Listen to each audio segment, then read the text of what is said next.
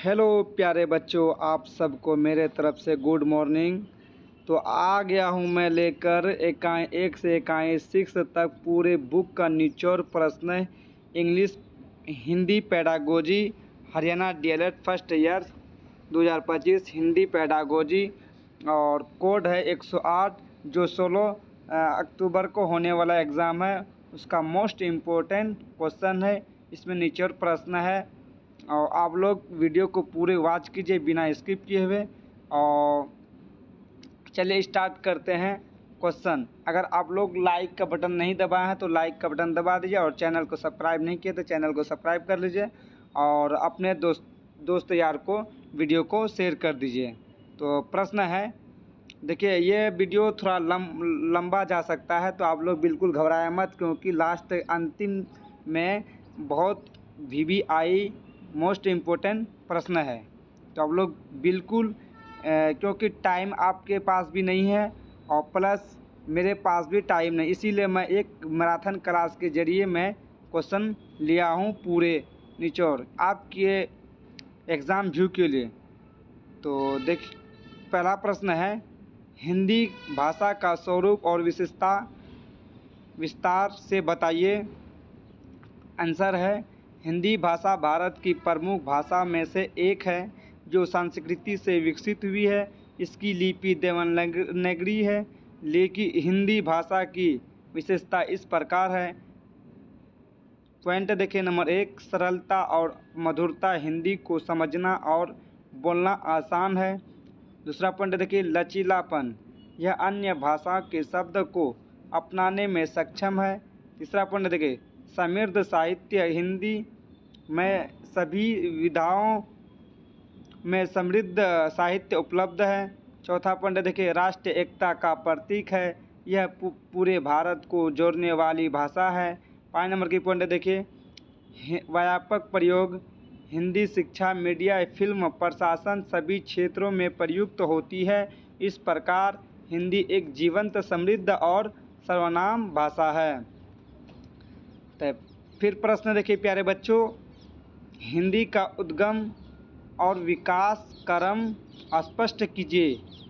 हिंदी का उद्गम और विकास क्रम स्पष्ट कीजिए। आंसर में देखिए, हिंदी का विकास संस्कृति प्राकृतिक आरंभ अपभ्रंश आधुनिक हिंदी के रूप में हुआ है।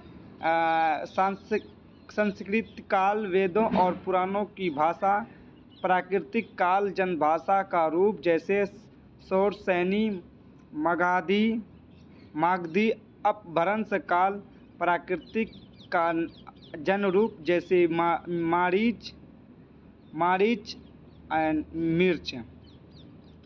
आधुनिक हिंदी 10वीं-12वीं सदी से ख्वारी बोली से विकसित होकर वर्तमान हिंदी बनी है। तो प्यारे बच्चों, बिल्कुल वीडियो को वॉच कीजिए और बिल्कुल आप लोग कान में ईयरफोन लगा के पढ़ने के लिए बैठिए और वीडियो को पूरा वॉच कीजिए और समझ में आ जाएगा। एक ही क्वेश्चन से रिलेटेड हर क्वेश्चन है, तो आप लोग बिल्कुल देखिए, इससे घबराए मत। राष्ट्रीय भाषा के रूप में हिंदी का महत्व बताया। राष्ट्रीय भाषा के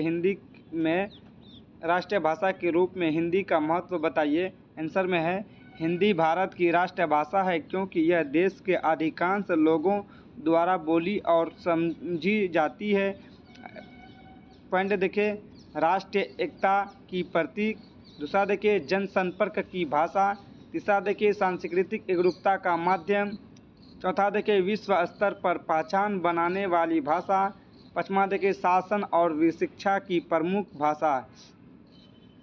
फिर प्रश्न आ गया प्यारे बच्चों, हिंदी दिवस मनाने का उद्देश्य क्या है। हिंदी दिवस मनाने का उद्देश्य क्या है, तो सुनिए। 14 सितंबर 1949 को संविधान सभा ने हिंदी को राजभाषा घोषित किया। उसी स्मृति में हर वर्ष 14 सितंबर को हिंदी दिवस मनाया जाता है।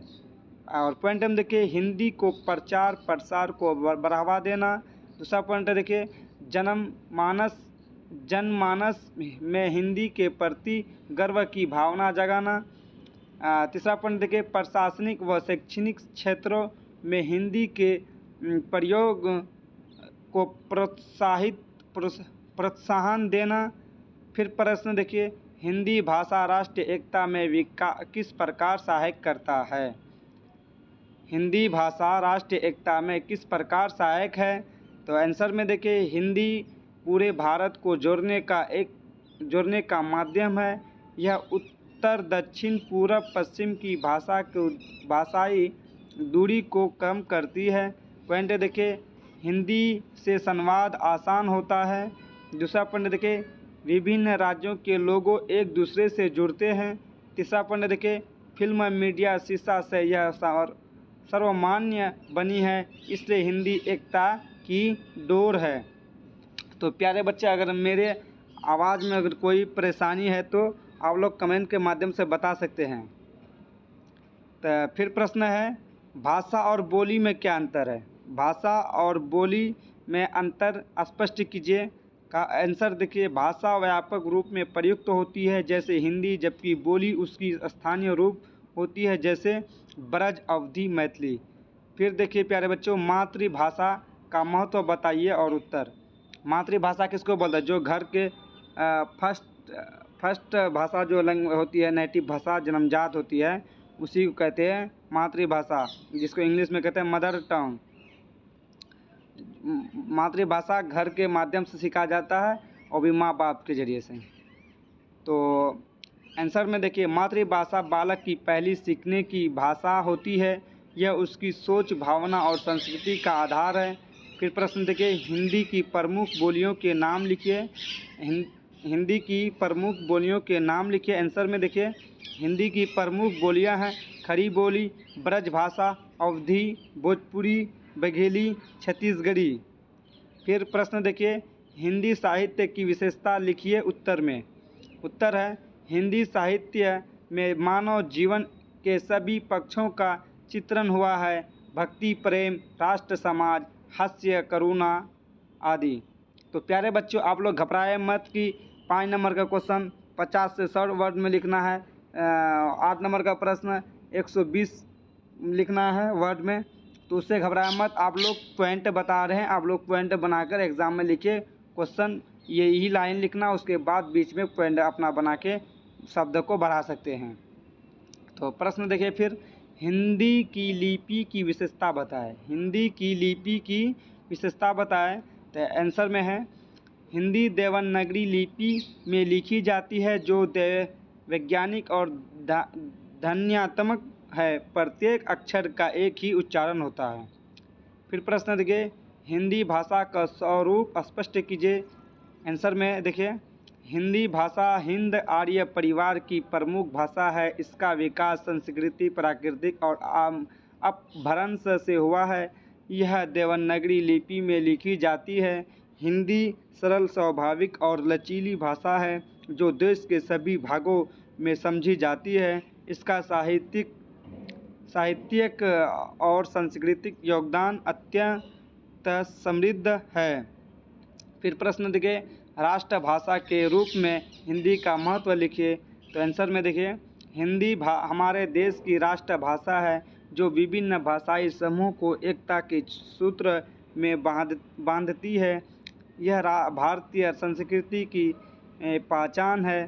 प्रशासन, शिक्षा और जनसंपर्क में हिंदी का प्रयोग राष्ट्र को मजबूती देता है। हिंदी का विकास राष्ट्रीय एकता और स्वाभिमान का प्रतीक है। फिर प्रश्न देखिए, हिंदी भाषा का विकास किस प्रकार हुआ? हिंदी भाषा का विकास किस प्रकार हुआ? तो आंसर देखिए, हिंदी का उद्भव संस्कृति से हुआ है। पहले प्राकृतिक, फिर अपभ्रंश और अंत में खड़ी बोली के रूप में आधुनिक हिंदी विकसित हुई है। यह विकसित क्रम हजारों वर्षों में हुआ। हिंदी में अनेक बोलियां और विदेशी भाषाओं के शब्द का समावेश हुआ, जिससे यह समृद्ध बनी है। तो आंसर प्रश्न देखिए फिर प्यारे बच्चों, मातृभाषा के रूप में हिंदी का महत्व बताएं। मातृभाषा के रूप में हिंदी का महत्व बताएं। आंसर में देखिए, मातृभाषा व्यक्ति के विचारों और भावनाओं की अभिव्यक्ति का सबसे सहज माध्यम होती है। हिंदी में बालक अपने विचारों आसानी से व्यक्त कर सकता है। शिक्षा की प्रारंभिक अवस्था में मातृभाषा में अध्ययन से समझने की क्षमता बढ़ती है और बौद्धिक विकास होती है। तो प्यारे बच्चों, अभी आप लोग बुक पढ़ते होंगे तो बुक पढ़िए, उसके बाद हमारे वीडियो का क्वेश्चन देखिए, क्योंकि क्वेश्चन से पूरे 100% हेल्प मिलने वाला है। यही प्रश्न आएगा बिल्कुल सेम। आप लोग को बिल्कुल वीडियो को देखना मत छोड़िए, नहीं तो फिर एग्ज़ाम में दिक्कत होगी। तो प्रश्न देखिए, हिंदी साहित्य का भारतीय संस्कृति में योगदान बताइए। आंसर में है, हिंदी साहित्य में भारतीय जीवन, समाज और संस्कृति का सजीव चित्रण मिलता है। कबीर, तुलसीदास, प्रेमचंद जैसे रचनाकारों ने जन जागरण का संदेश दिया। हिंदी साहित्य ने राष्ट्र चेतना, नैतिकता और सामाजिक सुधार को प्रोत्साहित किया है। फिर रहा प्रश्न, भाषा और बोली में क्या अंतर है। तो आंसर में, भाषा वह माध्यम है जिसके व्यापक क्षेत्र के लोग संवाद करते हैं। बोली भाषा का स्थानीय रूप होती है। उदाहरण, हिंदी भाषा की बोलियां हैं ब्रज, अवधी, मैथिली आदि। भाषा में व्याकरण और नियम निश्चित होते हैं, जबकि बोली में नहीं है। फिर प्रश्न है, हिंदी की प्रमुख बोलियां कौन कौन सी है। हिंदी की प्रमुख बोलियां कौन कौन सी है। आंसर में देखिए प्यारे बच्चों, हिंदी की प्रमुख बोलियां हैं ब्रज भाषा, अवधी, भोजपुरी, मैथिली, मगहली, बुंदेलखंडी, हरियाणवी आदि। इन बोलियों से हिंदी भाषा को शब्द संपदा और संस्कृति रंग मिला है। फिर प्रश्न देखिए, राजभाषा और राष्ट्रभाषा में अंतर स्पष्ट कीजिए। आंसर में देखिए, राष्ट्रभाषा वह होती है जो पूरे देश की एकता का प्रतीक बने, जैसे हिंदी। राजभाषा वह होती है जिसका प्रयोग शासन और प्रशासन में किया जाए। भारत में हिंदी और अंग्रेजी दोनों राजभाषाएं हैं। फिर प्रश्न देखिए, हिंदी दिवस क्यों मनाया जाता है। ये लॉन्ग प्रश्न है, हिंदी दिवस क्यों मनाया जाता है। आप लोग इस वीडियो को बढ़िया ये पूरे वॉच कीजिए सही से, और क्वेश्चन समझ के पढ़िए। एक बार नहीं होता, 2 बार 3 बार वीडियो को देखिए, क्योंकि टाइम नहीं है। तो आप लोग बिल्कुल वीडियो को देखने से आप लोग को 100% हेल्प मिलेगा। तो हिंदी दिवस क्यों मनाया जाता है। आंसर में देखिए, 14 सितंबर 1949 को संविधान सभा ने हिंदी को राजभाषा के रूप में स्वीकार किया। इसी उपलक्ष्य में हर वर्ष 14 सितंबर हिंदी दिवस मनाया जाता है, ताकि हिंदी के प्रचार प्रसार को मिल और लोगों भाषा के प्रति गर्व की भावना जगे। फिर प्रश्न देखिए, हिंदी भाषा की विशेषता लिखिए। आंसर में देखिए, हिंदी की प्रमुख विशेषता है सरलता, मधुरता, लचीलापन, समृद्ध शब्दावली और व्याकरणिक शुद्धता। इसमें विभिन्न भाषाओं के शब्द सहज रूप से समाहित हो जाते हैं। यह जनभाषा होने के कारण सबके लिए सुगम और प्रभावी है।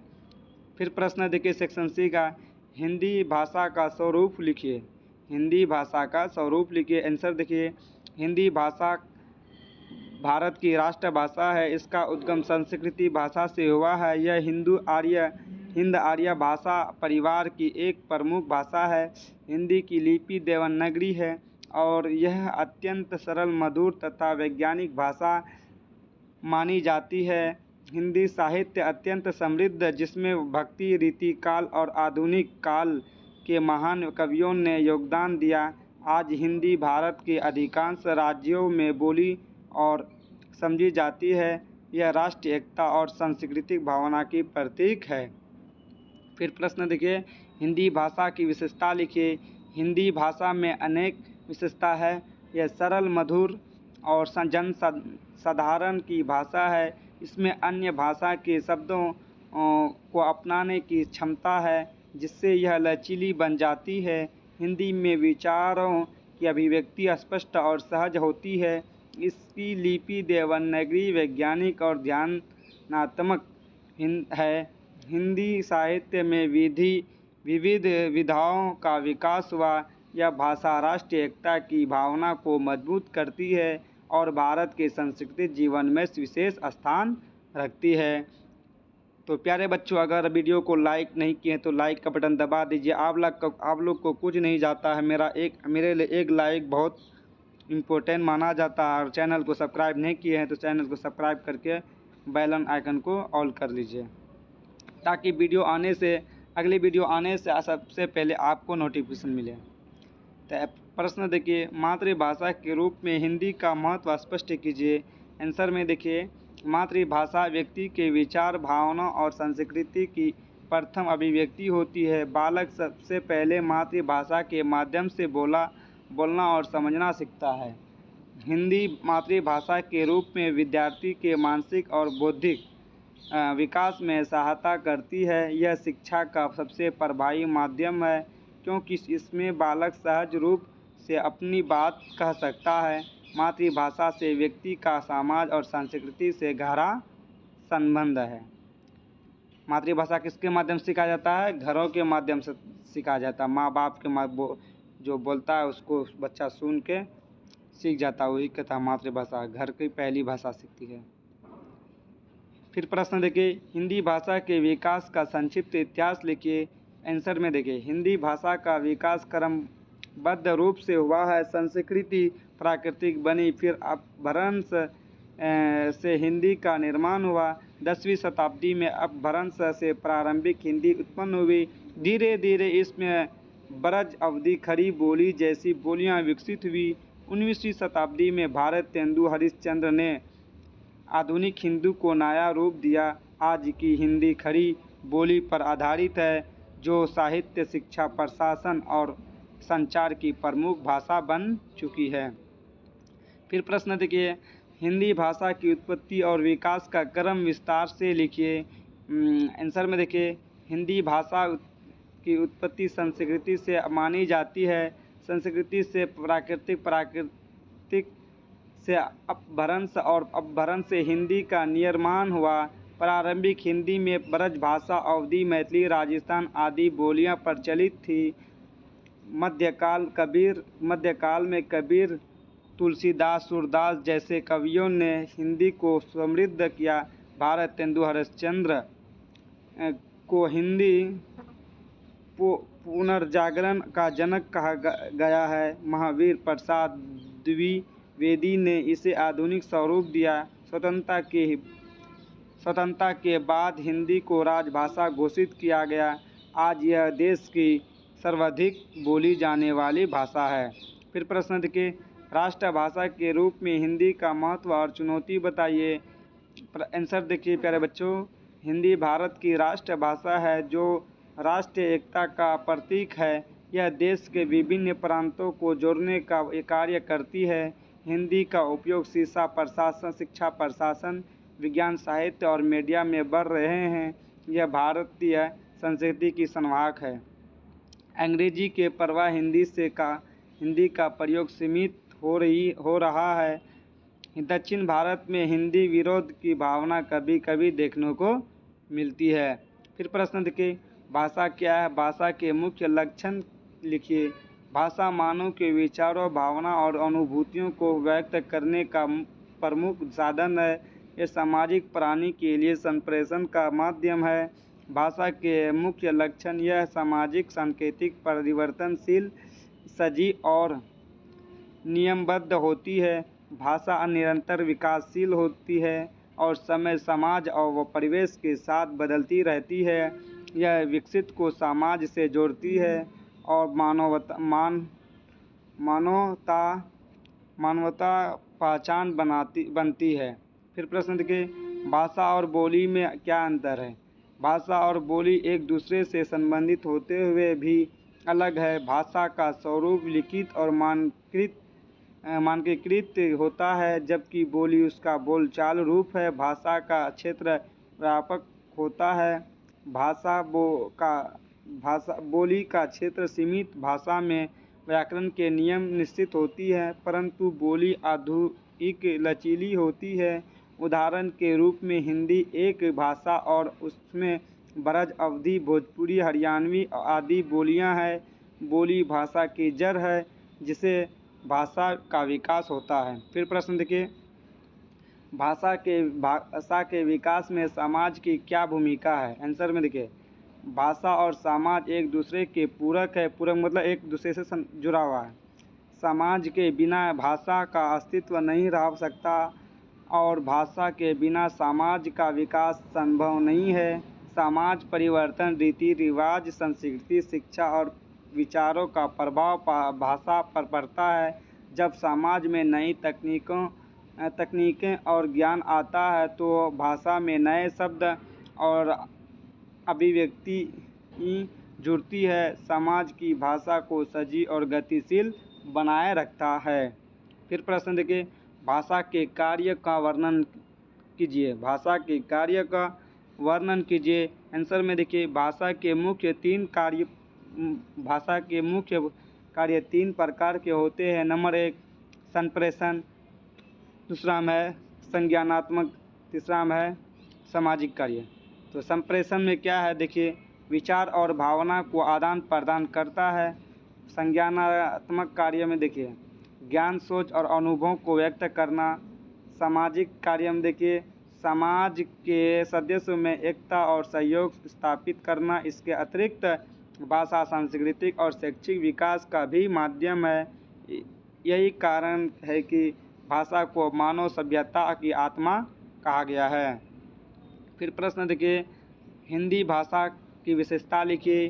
आंसर में देखिए, हिंदी भारत की सबसे प्रमुख और व्यापक रूप से बोली जाने वाली भाषा है। यह संस्कृत से निकली और अनेक भाषा की विशेषता को अपनाने वाली भाषा है। हिंदी की प्रमुख विशेषता है सरलता, मधुरता, लचीलापन, शब्द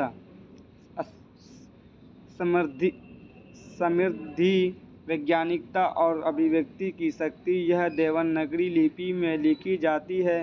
हिंदी भाषा भारतीय एकता की प्रतीक और जन जन की भाषा है। फिर प्रश्न देखिए, यूनिट 2 है, इकाई 2 का प्रश्न है, व्याकरण शब्द का अर्थ क्या है? व्याकरण शब्द संस्कृत के व्य और करण से मिलकर बना है, जिसका अर्थ है शब्दों को नियम पूर्वक प्रयोग करने का विज्ञान है। फिर प्रश्न देखिए, व्याकरण के कितने अंग होते हैं? तो व्याकरण के मुख्य 3 अंग होते हैं। क्या क्या होता है सुनिए। रूप विज्ञान, जिसको शब्द रचना कहते हैं। दूसरा में वाक्य विज्ञान, जिसको वाक्य रचना कहते हैं। तीसरा में देखिए ध्वनि विज्ञान, जिसको उच्चारण कहते हैं, जो मुंह से बोलते हैं हम लोग। फिर प्रश्न देखिए, व्याकरण के उद्देश्य क्या है? व्याकरण का उद्देश्य, आंसर सुनिए। व्याकरण का उद्देश्य भाषा को सुसंगत और प्रभावशाली बनाना है, ताकि विचार स्पष्ट रूप से में व्यक्त हो सके। फिर आंसर देखिए, हिंदी व्याकरण के 3 मुख्य अंग कौन कौन से हैं? हिंदी व्याकरण के 3 अंग संधि, समास और वाक्य है विन्यास है। फिर प्रश्न देखिए, भाषा शिक्षण से क्या अभिप्राय है? भाषा शिक्षण से अभिप्राय है विद्यार्थियों को भाषा बोलना और पढ़ना, लिखना, समझना सीखना है। फिर प्रश्न देखिए, भाषा शिक्षण के मुख्य उद्देश्य लिखिए। आंसर में देखिए, भाषा शिक्षण के उद्देश्य है यह शुद्ध उच्चारण, शुद्ध लेखन, व्याकरण ज्ञान और सही भाषा प्रयोग की क्षमता विकसित करना। फिर प्रश्न देखिए, व्याकरण शिक्षण की आवश्यकता क्यों है? व्याकरण शिक्षण की आवश्यकता क्यों है? फिर आंसर देखिए, व्याकरण शिक्षण आवश्यक है क्योंकि यह भाषा के नियम की जानकारी देता है और विद्यार्थी के शुद्ध भाषा प्रयोग में सहायता करता है। फिर प्रश्न देखिए, व्याकरण और भाषा में क्या संबंध है? आंसर में देखिए, व्याकरण भाषा का नियम है। भाषा के प्रयोग को सही दिशा देने का कार्य व्याकरण करता है। दोनों एक दूसरे के पूरक है, दोनों एक दूसरे से क्या जुड़ा हुआ है। फिर प्रश्न देखिए, व्याकरण सिखाने की कौन कौन सी विधि है? तो विधि जानिए। मुख्य विधि, नियम विधि। मुख्य विधि है नियम विधि, इसको डिडक्टिव मेथड बोलते हैं। उदाहरण विधि जिसे इंडक्टिव मेथड बोलते हैं। खेल अवधि और अभ्यास। फिर प्रश्न देखिए, नियम विधि जिसको बोलते हैं रूल मेथड या डिडक्टिव मेथड से आप क्या समझते हैं, इसका हिंदी आप आंसर देखिए। इस विधि में पहले नियम बताया जाता है, फिर उदाहरण देकर समझाया जाता है। यह विधि परंपरागत और तर्कसंगत मानी जाती है। फिर प्रश्न देखिए, उदाहरण विधि जिसको बोलते हैं इंडक्टिव मेथड क्या है। इस विधि में पहले उदाहरण दिए जाते हैं और फिर उन उदाहरणों से नियम निकाला जाता है। यह विधि विद्यार्थी केंद्रित होती है। फिर प्रश्न देखिए, व्याकरण शिक्षण की क्या भूमिका होती है। शिक्षक विद्यार्थियों को उदाहरणों और अभ्यास द्वारा व्याकरण के नियम समझाने और भाषा के प्रयोग सुधारने में मदद करता है। फिर प्रश्न देखिए, भाषा और व्याकरण में अंतर बताएं। भाषा और व्याकरण में अंतर बताएं। आंसर में देखिए, भाषा प्रयोग का माध्यम है, जबकि व्याकरण उस प्रयोग का नियम है। भाषा जीवंत होती है, व्याकरण उसका विज्ञान है। फिर प्रश्न देखिए, व्याकरण को भाषा का विज्ञान क्यों कहा जाता है। व्याकरण को भाषा का विज्ञान क्यों कहा जाता है। आंसर देखिए, क्योंकि व्याकरण भाषा के नियम का वैज्ञानिक अध्ययन करता है, इसलिए इसे भाषा का विज्ञान कहा जाता है। फिर प्रश्न देखिए, भाषा शिक्षण में अनुशासन का क्या महत्व है। आंसर देखिए, अनुशासन से विद्यार्थी ध्यानपूर्वक सीखते हैं, सही उच्चारण और लेखन का अभ्यास करते हैं। यह सीखने की प्रक्रिया को प्रभावी बनाता है। फिर प्रश्न देखिए, शुद्ध भाषा के प्रयोग का क्या लाभ है। आंसर में देखिए, शुद्ध भाषा प्रयोग से अभिव्यक्ति प्रभावशाली होती है, संप्रेषण स्पष्ट होता है और गलतफहमी की संभावना कम रहती है। फिर प्रश्न देखिए, भाषा मुख्य अंग कौन कौन से हैं। भाषा के मुख्य अंग कौन कौन से हैं। तो भाषा के मुख्य अंग 3 होते हैं। क्या क्या है समझिए। ध्वनि शब्द, वाक्य ध्वनि और शब्द ध्वनि। तो ध्वनि शब्द और वाक्य ध्वनि भाषा और का आधार है। शब्द ध्वनि के मेल से बनता है और वाक्य शब्दों के क्रम से। इन तीनों के सामंजस्य से ही भाषा का रूप बनता है। यदि इनमें किसी का अभाव हो तो भाषा अधूरी रह जाती है।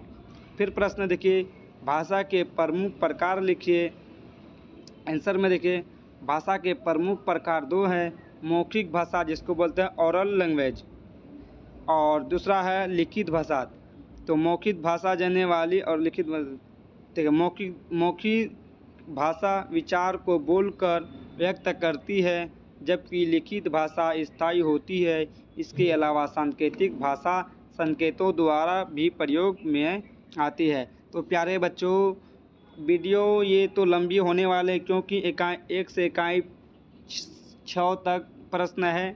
तो आप लोग अगर वीडियो को देखना छोड़ दिए हैं तो बिल्कुल वीडियो को देखिए। अगर लाइक करना भूल गए हैं तो लाइक का बटन दबा दिए। चैनल को सब्सक्राइब नहीं किए तो चैनल का भी सब्सक्राइब कर लीजिए, और दोस्तों को शेयर नहीं किए हैं तो दोस्तों को भी शेयर कर लीजिए। फिर प्रश्न देखिए, भाषा और बोली में अंतर लिखिए। प्रश्न है, भाषा और बोली में अंतर लिखिए। आंसर में देखिए, भाषा का क्षेत्र विस्तृत होता है, जबकि बोली का सीमित। भाषा में व्याकरण और मानक रूप होता है। बोली में नई भाषा साहित्यिक रूप में प्रयुक्त होती है, जबकि बोली केवल बोलचाल की होती है। जैसे हिंदी भाषा की बोलियां ब्रज, अवधी, भोजपुरी, हरियाणवी आदि। फिर प्रश्न देखिए, हिंदी भाषा का उद्भव कैसे हुआ। हिंदी भाषा का उद्भव कैसे हुआ। आंसर में देखिए, हिंदी भाषा संस्कृति से विकसित हुई। संस्कृति प्राकृतिक अपभ्रंश हिंदी, इस क्रम में इसका विकास हुआ। 12वीं सदी तक हिंदी का स्वरूप स्पष्ट हो गया था। आज यह भारत की राजभाषा है और विश्व की प्रमुख भाषा में गिनी जाती है।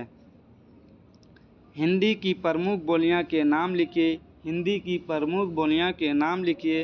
आंसर में देखिए हिंदी की प्रमुख बोलियां हैं ब्रजभाषा, अवधी, भोजपुरी, मगही, मैथिली, बुंदेलखंडी, हरियाणवी, मारवाड़ी, राजस्थानी आदि। इन बोलियों ने हिंदी साहित्य को समृद्ध बनाया है। हर बोली की अपनी ध्वनि, शब्दावली और शैली है। फिर प्रश्न देखिए भाषा शुद्धता से तात्पर्य है। भाषा की शुद्धता से क्या तात्पर्य है? आंसर में देखिए भाषा की शुद्धता का अर्थ है सही शब्द, सही व्याकरण और सही उच्चारण का प्रयोग। भाषा और प्रयोग ऐसा होना चाहिए जिससे अर्थ स्पष्ट रहे और शुद्ध शब्द, गलत व्याकरण या गलत उच्चारण भाषा को बिगाड़ देते हैं। इसलिए भाषा में शुद्धता आवश्यक है। फिर प्रश्न देखिए भाषा अशुद्धियाँ कितने प्रकार होती हैं? भाषा की अशुद्धियाँ कितने प्रकार होती हैं? अशुद्धियाँ किसको बोलते हैं? गलत शब्द को। तो भाषा की अशुद्धियाँ 3 प्रकार होती है। पॉइंट देखिए कौन कौन है। शुद्ध अशुद्धियाँ, वाक्य अशुद्धियाँ, उच्चारण अशुद्धियाँ। तो शब्द अशुद्धियाँ क्या होती है? गलत शब्द प्रयोग। वाक्य अशुद्धियाँ कहते हैं गलत वाक्य रचना। उच्चारण अशुद्धियाँ, गलत उच्चारण। इनसे अर्थ भ्रम उत्पन्न होता है, इसलिए इनसे बचना चाहिए। फिर प्रश्न देखिए भाषा शुद्ध रखने के उपाय लिखिए। भाषा के शुद्ध को रखने के लिए देखिए कौन कौन सा उपाय है। सही शब्दों का प्रयोग करें। व्याकरण नंबर 1 में सही शब्दों का प्रयोग करें। नंबर 2 में है व्याकरण के नियमों का पालन करें। नंबर 3 में विदेशी शब्दों का अत्यधिक प्रयोग ना करें। नंबर 4 में देखिए उच्चारण पर ध्यान दें। नंबर 5 में देखिए सही स्रोतों से भाषा सीखें। इन उपायों से भाषा सुंदर और प्रभावशाली बनती है। फिर प्रश्न देखिए हिंदी की प्रमुख विशेषता लिखिए। हिंदी भाषा सरल, मधुर, वैज्ञानिक और समृद्ध शब्दावली वाली भाषा है। यह संस्कृति से उत्पन्न हुई है और अनेक भाषा की विशेषता अपने में समेटी है। हिंदी देवनागरी लिपि लिखी जाती है और भाषा की एकता प्रतीक है। फिर प्रश्न देखिए हिंदी के विकास में बोली की क्या भूमिका है? प्रश्न क्या कर रहा है प्यारे बच्चों? ध्यानपूर्वक से सुनिए और समझिए और देखिए। हिंदी के विकास में बोलियों की क्या भूमिका है? तो आंसर में देखिए बोलियां हिंदी की जड़ और बोलियां हिंदी की जड़ है। ब्रज, अवधी, भोजपुरी आदि बोलियों ने हिंदी साहित्य और शब्दकोश समृद्ध बनाया है। इन बोलियों से हिंदी को लोक सांस्कृतिक भाव और मधुरता प्राप्त हुई है। इस प्रकार बोलियां हिंदी विकास का आधार है। फिर प्रश्न देखिए भाषा एक सामाजिक संस्था है कैसे? भाषा एक सामाजिक संस्था है कैसे? आंसर में देखिए भाषा समाज के लोगों द्वारा अपनाई जाती है और उसी के द्वारा विकसित होती है। यह समाज में विचार विनिमय और सहयोग का माध्यम है। समाज के बिना भाषा अस्तित्व नहीं रह सकता, इसलिए भाषा को सामाजिक संस्था कहा जाता है। फिर प्रश्न देखिए संप्रेषण में भाषा की क्या भूमिका है? तो आंसर देखिए भाषा संप्रेषण का प्रमुख साधन है। संप्रेषण मतलब बातचीत करना। भाषा संप्रेषण का प्रमुख साधन है। यह विचारों, भावनाओं और ज्ञान के आदान प्रदान का माध्यम है। बिना भाषा के मनुष्य समाज में संवाद नहीं कर सकता, इसलिए संप्रेषण की सफलता भाषा पर निर्भर करती है। फिर प्रश्न देखिए भाषा के विकास में शिक्षा की भूमिका बताएं। भाषा के विकास में शिक्षा की भूमिका बताएं। आंसर में देखिए शिक्षा भाषा को परिष्कृत और मानकीकृत करती है।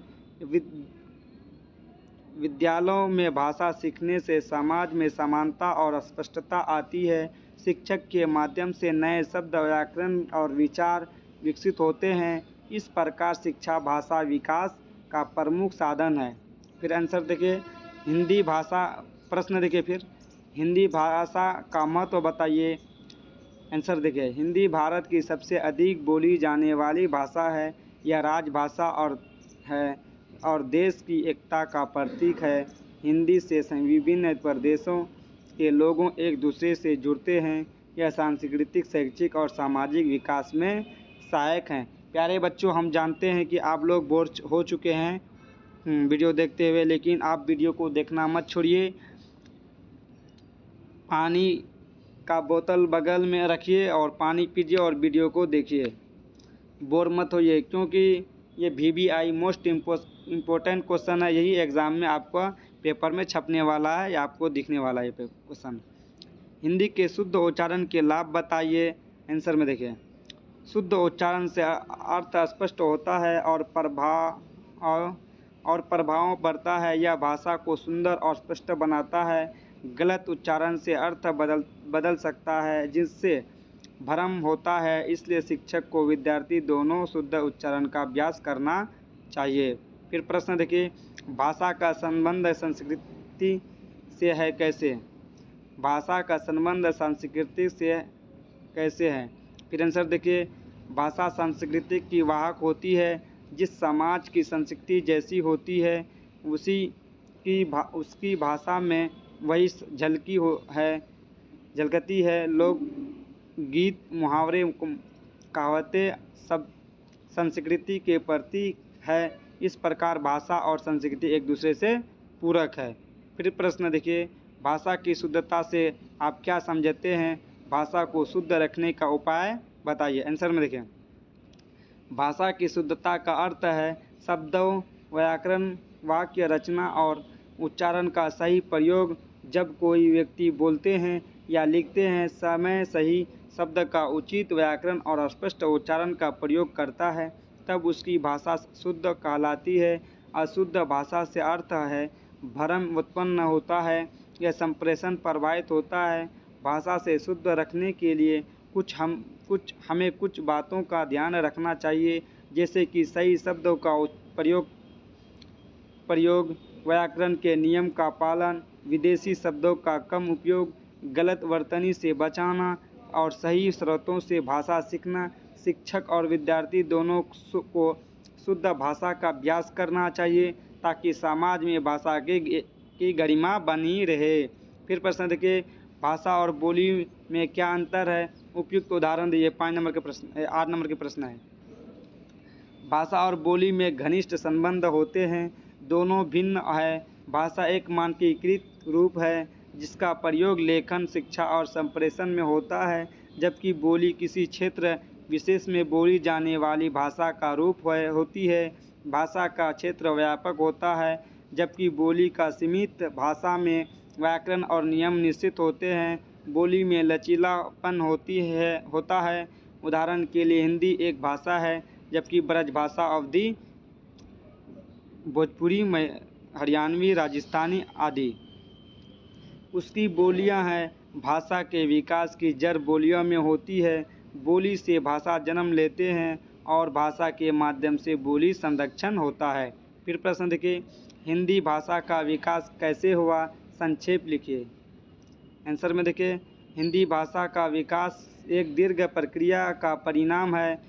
इसका मूल सांस्कृतिक भाषा में है।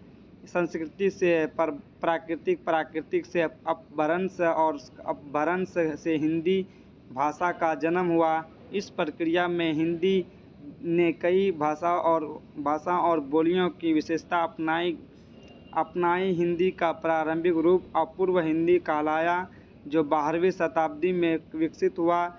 आगे चलकर ब्रज, अवधी, खड़ी बोली आदि रूप में इसका विस्तार हुआ। आज हिंदी भारत की राजभाषा के रूप में प्रतिष्ठित है। हिंदी का विकास केवल भाषा नहीं बल्कि सांस्कृतिक दृष्टि से भी महत्वपूर्ण रहा है, क्योंकि इसने भारत की एकता और विविधता दोनों को जोड़ा है। फिर प्रश्न देखिए, हिंदी की प्रमुख बोलियां के नाम लिखिए और उनकी विशेषता बताएं। फिर हिंदी की अनेक प्रमुख बोलियां हैं। ब्रजभाषा, अवधी, भोजपुरी, बुंदेलखंडी, हरियाणवी, मारवाड़ी, राजस्थानी, मैथिली, मगही आदि। इन सभी बोलियों ने हिंदी को समृद्ध बनाया है। ब्रज भाषा को सौंदर्य और कोमलता के लिए जाना जाता है। तुलसीदास रामचरितमानस की अवधि में रची गई, जिसमें सरलता और भावुकता झलकती है। भोजपुरी लोकगीतों की भाषा है, जिसमें जनजीवन की झलक मिलती है। राजस्थानी वीर रस और लोक संस्कृति की झलक है। इन बोलियों की विविधता ने हिंदी की जीवंत, सजी और लोक से जुड़ी भाषा बनाया है। अतः बोलियों हिंदी की नींव है। प्यारे बच्चों, अगर वीडियो को लाइक नहीं किए हैं तो लाइक कर दिए, चैनल को सब्सक्राइब कर लीजिए और अपने दोस्तों को वीडियो को शेयर कर लीजिए। तो भाषा का समाज और संस्कृति से क्या संबंध है? तो आंसर में देखिए, भाषा समाज और सांस्कृतिक दोनों की आत्मा है। समाज के लोग भाषा का प्रयोग करते हैं और उसी के माध्यम से अपने विचारों, भावना और अनुभव को व्यक्त करते हैं। भाषा समाज को जोड़ने का कार्य करती है। सांस्कृतिक का संरक्षण भी भाषा के माध्यम से होता है। लोकगीत, लोक कथाएँ, मुहावरे, लोक व्यक्तियाँ सभी में संस्कृति की झलक मिलती है। जब समाज में परिवर्तन होता है तो भाषा बदलती है। इस प्रकार भाषा समाज की पहचान और संस्कृति की अभिव्यक्ति का साधन है। भाषा के बिना संस्कृति और समाज दोनों का अस्तित्व संभव नहीं है। फिर प्रश्न देखिए, यूनिट 2 का प्रश्न आ चुका है गाइस। प्यारे बच्चों, अगर वीडियो को लाइक नहीं किए तो लाइक कर दिए, चैनल को सब्सक्राइब नहीं किए हैं तो चैनल को सब्सक्राइब कीजिए और अपने दोस्तों को भी वीडियो को शेयर कर दिए, ताकि आपका दोस्त भी एग्ज़ाम कलेक्ट कर सकें। तो ये वीडियो लंबी हो चुका है क्योंकि मैराथन क्लास है और 2 यूनिट हो चुका है और 4 यूनिट बाकी है। तो देखिए तीसरा यूनिट में क्या है। Haryana DElEd exam first year 2025 unit 3 most important question है। निचोड़ क्वेश्चन है, मतलब पूरे बुक से छांट के क्वेश्चन लिया गया है। एक भी क्वेश्चन इससे बाहर नहीं पूछने वाला, ये कह रहा है। अगर संजलि क्लास को सब्सक्राइब नहीं किए तो सब्सक्राइब कर लीजिए प्यारे बच्चों। फिर प्रश्न देखिए, हिंदी शिक्षण विधि से क्या अभिप्राय है? हिंदी शिक्षण विधि से क्या अभिप्राय है? आंसर में देखिए, शिक्षण विधि वह प्रक्रिया है जिसके द्वारा शिक्षक शिक्षण सामग्री विद्यार्थी तक पहुंचता है। हिंदी शिक्षण विधि से आशय है हिंदी भाषा को सिखाने की योजनाबद्ध एवं वैज्ञानिक प्रक्रिया है। फिर प्रश्न देखिए, हिंदी शिक्षण की प्रमुख विधियाँ कौन कौन सी है? आंसर में देखिए, हिंदी शिक्षण की प्रमुख विधियाँ हैं प्रत्यक्ष विधि, अनुवाद विधि, व्याकरण विधि और मिश्रित विधि, तथ्य श्रवण वाचन विधि। फिर आंसर देखिए, प्रत्यक्ष विधि क्या है? डायरेक्ट मेथड जिसको बोलते हैं। यह इस विधि में भाषा को उसी भाषा के माध्यम से सिखाया जाता है जो मातृभाषा का प्रयोग नहीं किया जाता है। विद्यार्थी भाषा को सुनकर, बोलकर एवं प्रयोग करके सीखते हैं। फिर प्रश्न देखिए, व्याकरण अनुवाद विधि से आप क्या समझते हैं? आंसर में देखिए, इस विधि में व्याकरण के नियम के माध्यम से भाषा सिखाई जाती है और वाक्यों का अनुवाद कराया जाता है। यह विधि अधिकतर उच्च कक्षाओं में उपयोग होती है। फिर प्रश्न देखिए, मिश्रित विधि क्या है? तो मिश्रित विधि में प्रत्यक्ष और अनुवाद विधि दोनों का संयोजन होता है। इससे शिक्षण अवधि प्रभावशाली बनता है। फिर प्रश्न देखिए, भाषा शिक्षण में श्रवण वाचन विधि का महत्व बताएं। आंसर में देखिए, इस विधि से विद्यार्थियों में सुनने और बोलने की क्षमता विकसित होती है। यह विधि भाषा के व्यावहारिक ज्ञान को बढ़ाती है। फिर प्रश्न देखिए, कहानी विधि का उद्देश्य क्या है? फिर आंसर में देखिए, कहानी विधि से विद्यार्थियों में भाषा के प्रति रुचि बढ़ती है, कल्पना शक्ति और विकास होता है और शब्द भंडारण समृद्ध होता है। फिर नाट्य विधि क्या है? नाट्य विधि में शिक्षण के लिए नाट्य रूप का प्रयोग किया जाता है, जिससे विद्यार्थी में सहभागिता, अभिव्यक्ति और उच्चारण कौशल विकसित होते हैं। फिर अभ्यास विधि क्या महत्व है? अभ्यास विधि से विद्यार्थियों में सीखे हुए ज्ञान की स्थायित्व आता है। यह विधि लेखन, पाठन और वाचन कौशल के लिए आवश्यक है। फिर प्रश्न देखिए, हिंदी शिक्षण में क्या शिक्षक की भूमिका है? हिंदी शिक्षण में शिक्षक की भूमिका क्या है? आंसर में देखिए, शिक्षक मार्गदर्शक के प्रेरक एवं सहायक की भूमिका निभाता है। वह विद्यार्थियों को भाषा के प्रयोग की दिशा में प्रोत्साहित करता है। फिर प्रश्न देखिए, प्रत्यक्ष विधि क्या है? इसके लाभ और हानि लिखें। प्रत्यक्ष विधि में भाषा को उसी भाषा के माध्यम से सिखाया जाता है। इसमें मातृभाषा का प्रयोग नहीं किया जाता है। विद्यार्थी सुनकर, देखकर, बोलकर भाषा सीखते हैं। फिर प्रश्न देखिए, व्याकरण अनुवाद विधि का अर्थ, विशेषताएं और दोष बताइए। आंसर में देखिए, यह विधि मातृभाषा के माध्यम से भाषा सीखने की प्रक्रिया है। विद्यार्थी वाक्यों का अनुवाद करते हैं, भाषा नियम सीखते हैं। पॉइंट हम देखिए, व्याकरण के नियमों पर बल देना, मातृभाषा का प्रयोग बोलने और सुनने की क्षमता का विकसित नहीं होता, भाषा रटने की वस्तु बन जाती है। फिर प्रश्न देखिए, मिश्रित विधि क्या है? इसके लाभ बताइए। आंसर में देखिए, मिश्रित विधि में प्रत्यक्ष और अनुवाद विधि दोनों के गुणों का मेल होता है। फिर प्रश्न देखिए, कहानी विधि का उद्देश्य और लाभ लिखिए। कहानी विधि में भाषा सीखने के लिए शिक्षक कहानी सुनाता है या पढ़वाता है। उद्देश्य विद्यार्थी की रुचि जगाना और भाषा का स्वाभाविक ज्ञान देना। फिर प्रश्न देखिए, नाटक जिसको बोलते हैं, विधि से आप क्या समझते हैं? इसके मिश्रण शिक्षण लाभ बताइए। नाट्य विधि के शिक्षण के लिए अभिनय, संवाद और क्रियाओं का प्रयोग किया जाता है। पॉइंट नंबर देखिए, विद्यार्थी की सक्रियता बढ़ती है। नंबर 2, बोलने और उच्चारण की क्षमता और सुधार होता है।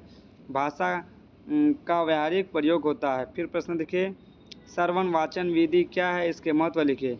इस विधि में भाषा सीखने के लिए सुनने और बोलने से विशेष बल दिया जाता है। पॉइंट हम देखिए, भाषा का प्राकृतिक अभ्यास होता है, संचार कौशल का विकास। नंबर 3, उच्चारण शुद्ध होता है। नंबर 4, विद्यार्थी भाषा के प्रयोग में दक्ष बनते हैं।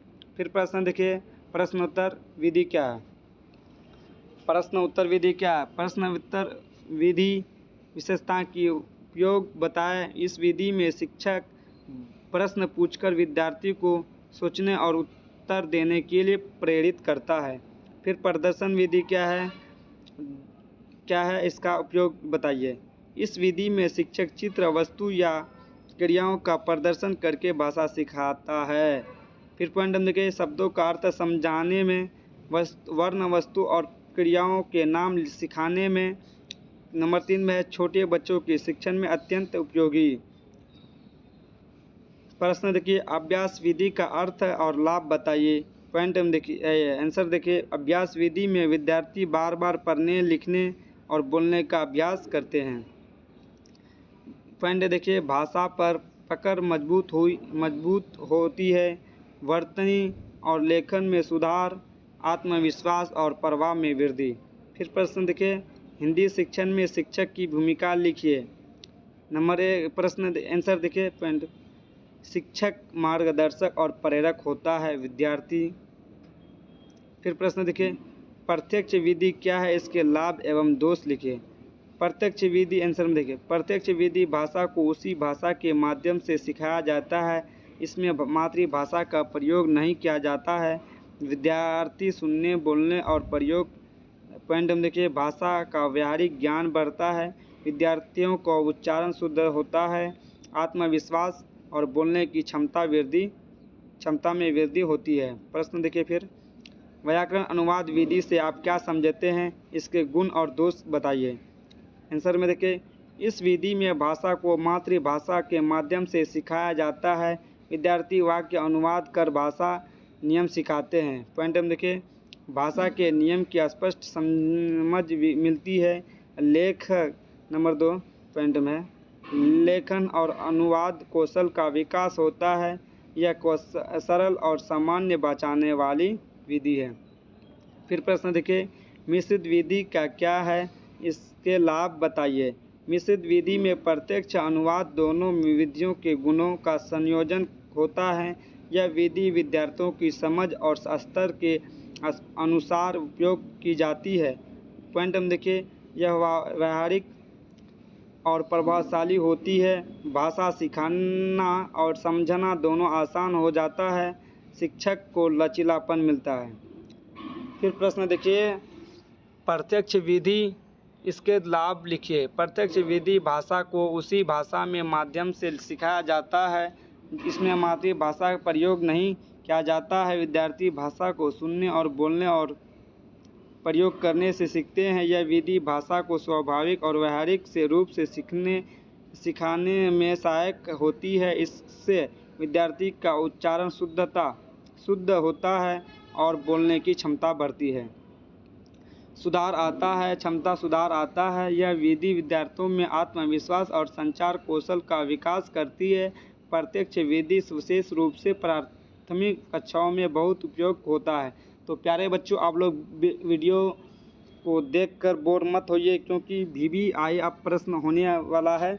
लास्ट में बहुत मोस्ट इम्पोर्टेंट क्वेश्चन है, तो आप लोग वीडियो को पूरे यूनिट को देखिए। फिर प्रश्न देखिए, व्याकरण अनुवाद विधि क्या है, इसके दोष लिखिए। व्याकरण अनुवाद विधि में भाषा सिखाने के लिए मातृभाषा का सहारा लिया जाता है। विद्यार्थी वाक्यों का अनुवाद करते हैं और व्याकरण के नियमों की समझते हैं। यह विधि समझने में सरल होती है तथा लेखन कौशल को बढ़ाती है, परंतु इसमें बोलने और सुनने की क्षमता का विकास नहीं होता। विद्यार्थी भाषा की रट लेते हैं लेकिन प्रयोग में कठिनाई महसूस करते हैं।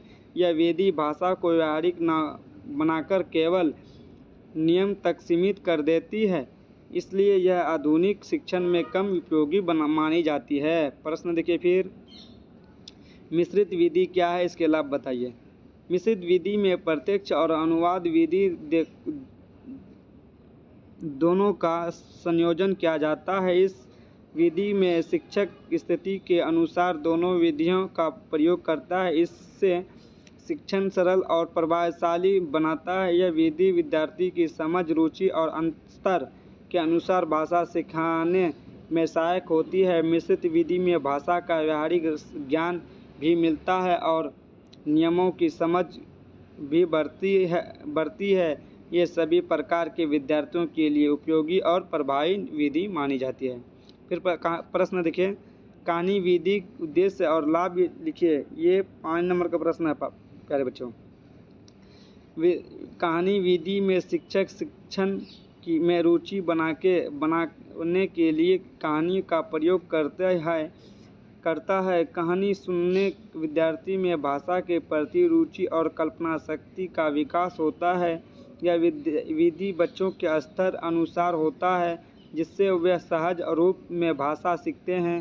कहानी विधि के माध्यम से शब्द भंडार बढ़ता है, उच्चारण सुधरता और श्रवण वाचन कौशल का विकास होता है। यह विधि हिंदी शिक्षण को मनोरंजन, सरल और स्थायी बनाने में अत्यंत उपयोगी है। फिर प्रश्न देखिए,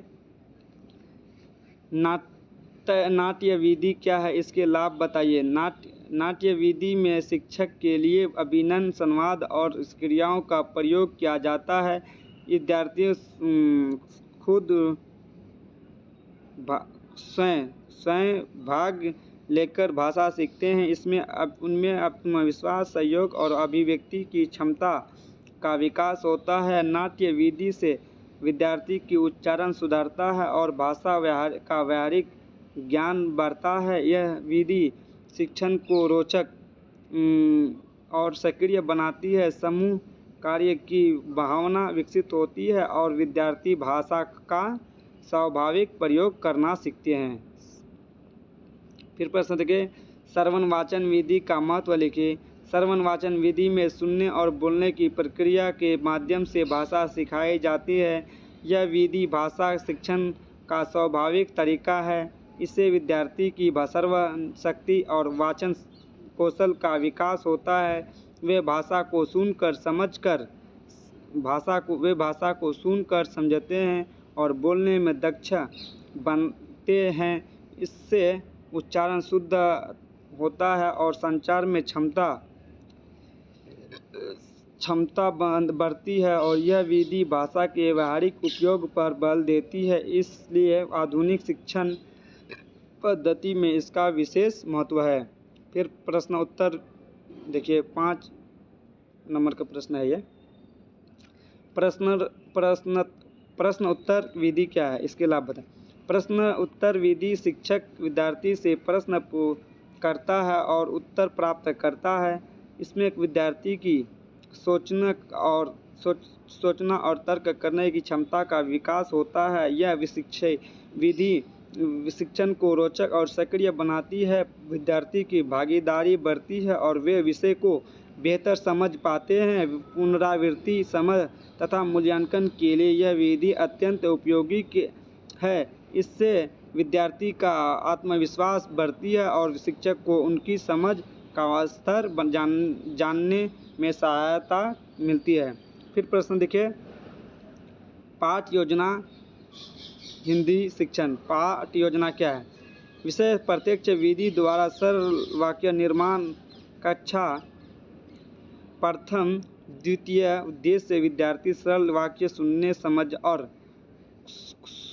स्वयं बनाए सामग्री, चित्र, वस्तु, कार्ड बोर्ड, क्रिया। शिक्षक चित्र दिखाकर बच्चों को प्रश्न पूछेगा, बच्चा उत्तर देकर वाक्य बनाएगा। शिक्षक सही उच्चारण, शब्द चयन और वाक्य संरचना समझाएगा। विद्यार्थी बार बार अभ्यास करेंगे और समूह में वाक्यों बोलेंगे। समीक्षा, बच्चों से प्रश्न पूछकर सीखने की पुष्टि की जाएगी। लाभ, भाषा का व्यावहारिक ज्ञान, उच्चारण सुधार, शब्द भंडारण और संचार कौशल का विकास। यूनिट मेथड क्या है, जिसको बोलते हैं इकाई विधि। यूनिट मेथड सुनिए, इकाई विधि का। यूनिट मेथड में पाठ को छोटे छोटे विषय या इकाइयों में विभाजित कर सिखाया जाता है। प्रत्येक इकाई में स्पष्ट उद्देश्य, सामग्री, क्रिया और मूल्यांकन होता है। शिक्षक पहले इकाई परिचय देता है, फिर विद्यार्थी को गतिविधि के माध्यम से भाषा अभ्यास कराता है। इसमें सुनना, बोलना, पढ़ना और लिखना सभी कौशल शामिल होते हैं। प्रत्येक इकाई के अंत में प्रश्नोत्तर और अभ्यास से सीखने की पुष्टि होती है। यूनिट मेथड से शिक्षण व्यवस्थित, सहज और प्रभावशाली बनता है। इससे विद्यार्थी का समझ और व्यावहारिक ज्ञान दोनों विकसित होते हैं। फिर कैरिकुलम, जिसके कहते हैं पाठ्य पुस्तक। कैरिकुलम या पाठ्य पुस्तक प्रश्न है और उत्तर देखिए। हिंदी शिक्षण का पाठ्यक्रम है। विद्यार्थी की उम्र, क्षमता और कक्षा स्तर के अनुसार व्यवस्थित किया जाता है। इसमें सुनना, बोलना, पढ़ना, लिखना सभी भाषा कौशल शामिल होते हैं। पाठ्यक्रम में प्रत्येक इकाई के उद्देश्य, सामग्री, शिक्षण विधियाँ और मूल्यांकन का विवरण होता है। शिक्षण को व्यवस्थित करने के लिए कहानी, नाट्य, प्रत्यक्ष, मिश्रित और श्रवणवाचक जैसी विधियाँ शामिल की जाती है। पाठ्यक्रम बच्चों की रुचि, व्यावहारिक ज्ञान और संचार कौशलों को बढ़ाने में सहायक होता है। यह शिक्षण को सरल, वैज्ञानिक और प्रभावशाली बनाता है। तो ये प्यारे बच्चों, यूनिट 3 भी ख़त्म हो चुका है और यूनिट 4 पे आए हैं। अगर चैनल को लाइक और सब्सक्राइब नहीं किए हैं तो लाइक सब्सक्राइब कर लीजिए और अपने दोस्तों को वीडियो को शेयर कर लीजिए। तो प्रश्न है, शिक्षण सहायक उपकरण की परिभाषा, प्रकार और महत्व लिखिए। आंसर में देखिए, शिक्षण सहायक उपकरण के साधन है जिनके प्रयोग से शिक्षण अधिक प्रभावशाली, सरल और रुचिकर बनाता है। यह उपकरण विद्यार्थी की इंद्रियों को सक्रिय करते हैं और इन्हें प्रत्यक्ष अनुभव प्रदान करते हैं। फिर क्वेश्चन देखिए, शिक्षण उपकरण 3 प्रकार होते हैं। शिक्षण उपकरण कितने प्रकार होते हैं प्यारे बच्चों? शिक्षण उपकरण 3 प्रकार होते हैं। सुनिए, दृश्य उपकरण, सर्व उपकरण, दृश्य सर्व उपकरण। तो दृश्य मतलब होता है देखना, सर्व मतलब सुनना, और दृश्य और सर्व मतलब होता है जैसे मोबाइल से अभी आप लोग देख रहे हैं तो सुन भी रहे हैं और प्लस देख भी रहे हैं, वही करा दृश्य सर्व उपकरण। दृश्य उपकरण सुनिए 1 नंबर की, चित्र, चार्ट, नक्शे, मॉडल, फ्लैश कार्ड आदि आते हैं। सर्व उपकरण में रेडियो, टेप रिकॉर्डर, भाषा आदि। दृश्य और सर्व उपकरण में सुनिए टेलीविज़न, प्रोजेक्टर, कंप्यूटर आदि। इन उपकरणों से विद्यार्थी की रुचि बढ़ती है, विषय की समझ गहरी होती है और शिक्षा स्थायी बनती है। फिर प्रश्न देखिए, दृश्य सहायक उपकरण के प्रकार और उपयोग समझाइए। आंसर में देखिए, दृश्य सहायक उपकरण वे होते हैं जिन्हें देखकर विद्यार्थी ज्ञान प्राप्त करते हैं। ये उपकरण शिक्षक को अधिक स्पष्ट और आकर्षक बनाते हैं। मुख्य दृश्य उपकरण चित्र, नक्शे, मॉडल, फ्लैश कार्ड और ब्लैक कार्ड। इन उपकरणों के प्रयोग से विषय की जटिलता कम होती है और विद्यार्थी की ठोस रूप में ज्ञान प्राप्त करते हैं। इनका उपयोग उच्चारण सुधारने, शब्द भंडार बढ़ाने और वाक्यों संरचना सिखाने में किया जाता है।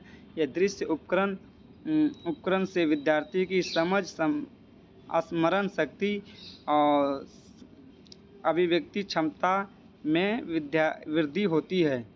फिर प्रश्न देखिए, सर्व उपकरण का हिंदी शिक्षण में क्या महत्व है।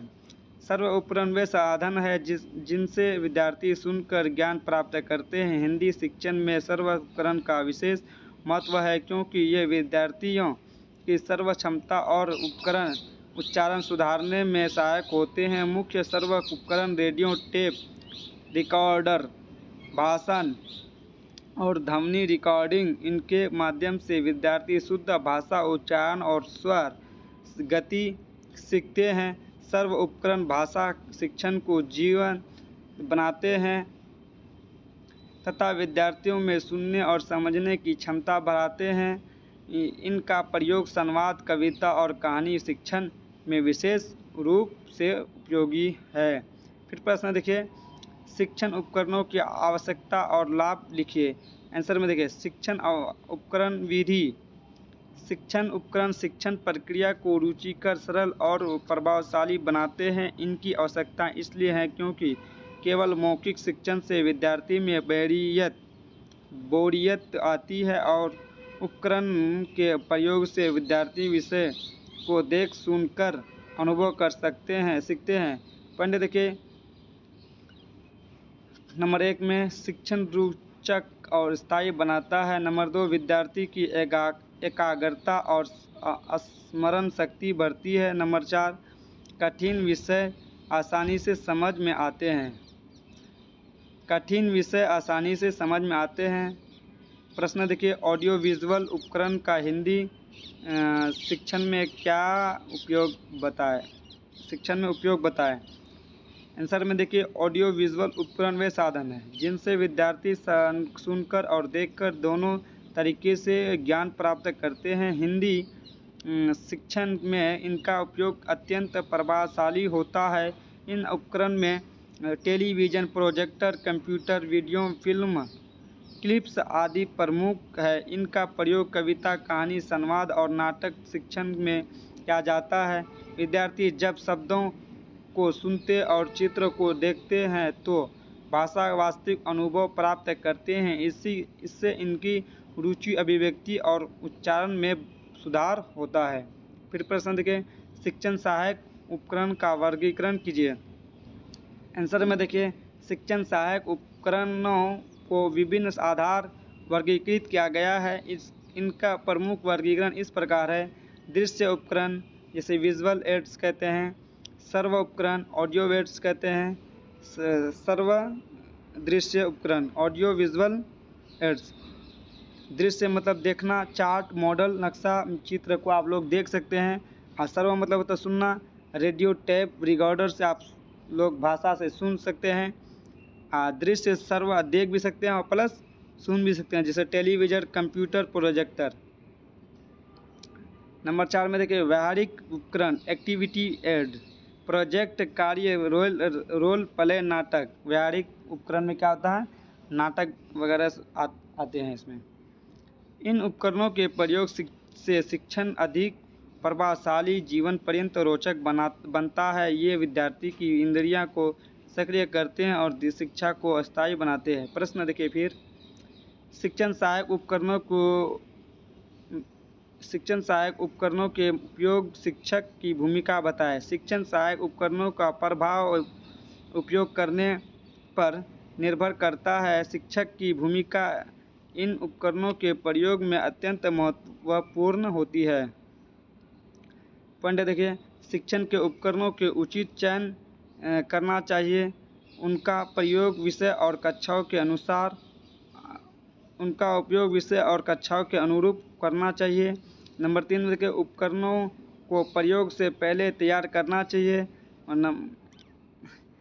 नंबर 4 में देखिए, उपकरणों के माध्यम से विद्यार्थी की सक्रिय भागीदारी सुनिश्चित करनी चाहिए। नंबर 5 में देखिए, प्रयोग के बाद पुनः समीक्षा और ज्ञान के स्पष्ट प्रयोग के बाद पुनः समीक्षा कर ज्ञान की पुष्टि करनी चाहिए। सक्षम शिक्षण उपकरणों के प्रयोग से शिक्षक को जीवंत बना सकता है। प्रश्न देखिए, शिक्षण उपकरणों के प्रयोग से क्या सावधानियां रखनी चाहिए। उत्तर में देखिए, शिक्षण उपकरणों का उपयोग सोच समझ कर करना चाहिए ताकि उनका अधिकतम लाभ प्राप्त हो सके। सावधानी इस प्रकार है। पॉइंट हम देखिए, नंबर 1, उपकरण विषय के अनुरूप और सरल होनी चाहिए। नंबर 2, अत्यधिक उपकरणों का प्रयोग नहीं करना चाहिए। नंबर 3, उपकरण स्पष्ट, सटीक और बच्चों के स्तर अनुसार होना चाहिए। प्रश्न फिर देखिए, शिक्षण सहायक उपकरणों से विद्यार्थी को क्या होते हैं। आंसर में देखिए, शिक्षण उपकरणों से विद्यार्थी की सीखने की प्रक्रिया आसान और रोचक बनती है। पॉइंट हम देखिए, विद्यार्थी ठोस रूप में ज्ञान प्राप्त करते हैं, सीखने की सक्रिय भागीदारी बढ़ती है, कठिन विषय सरल बनाते हैं। फिर प्रश्न देखिए, भाषा शिक्षण में उपकरणों की आवश्यकता क्यों है। आंसर में देखिए, भाषा शिक्षण केवल बोलने या लिखने की तक सीमित नहीं है बल्कि अनुभव और प्रयोग पर आधारित है। शिक्षण उपकरण से भाषा को समझने, बोलना और उपयोग करना सरल बनता है। इनसे विद्यार्थी शब्द का अर्थ, प्रयोग का उच्चारण स्पष्ट रूप से समझते हैं। शिक्षण उपकरण भाषा को व्यावहारिक रूप से प्रस्तुत करते हैं। इनसे भाषा शिक्षण में अब नयापन आता है, विद्यार्थी की रुचि बनी रहती है और शिक्षा प्रभावी बनती है। अतः हिंदी शिक्षण में उपकरण की भूमिका अत्यंत आवश्यक है। फिर प्रश्न देखें, शिक्षण उपकरण का भाषा शिक्षण में क्या महत्व है।